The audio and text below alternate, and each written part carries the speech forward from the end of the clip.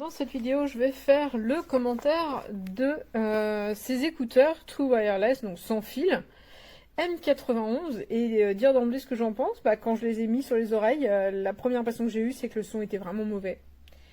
Alors, je vais nuancer un petit peu mon propos. On est sur un appareil qui est une entrée de gamme, qui est annoncé avec conduction osseuse, ça c'est n'importe quoi, c'est une erreur de traduction.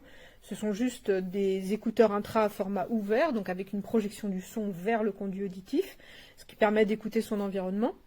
Et le positionnement est très important parce que moi j'ai tendance à les porter, non pas comme ils montent sur la vidéo à l'horizontale, mais plutôt vers le bas, et là le son était affreux. En remontant c'était un peu mieux, mais enfin ça casse pas trois pattes à un canard. Et après on est quand même sur une entrée de gamme sur ce type de casque, vraiment c'est les premiers prix, 20 €. Hein. Donc il faut relativiser par rapport au prix. Donc voilà, là ils sont en noir. Il se trouve que moi je les ai en beige comme ça, je trouve ça sympa. Ils existent en violet, ça aurait été encore mieux. Hop là, charge en USB-C, l'autonomie est tout à fait correcte, elle est standard. Et voilà comment ça se présente. Hop. Donc les commandes tactiles sont ici. Et donc ça va se porter comme une boucle d'oreille. On va mettre cette partie-là à l'intérieur du lobe, cette partie-là à l'extérieur, et le lobe d'oreille va être ici. C'est très confortable à porter. L'avantage pour moi vraiment important, c'est que je peux les utiliser en contrôlant ce qui se passe dans mon environnement. Je peux avoir une discussion facilement, ça bouge pas mes conduits auditifs.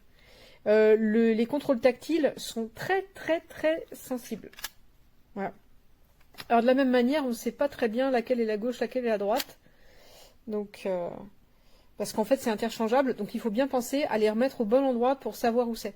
Sinon on a du mal à retrouver. La petite LED ici qui indique pour la charge et tout. C'est soigné, hein, il n'y a pas de souci particulier.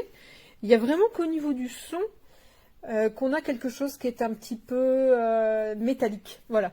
Ce que je lui reprocherais, c'est d'être métallique.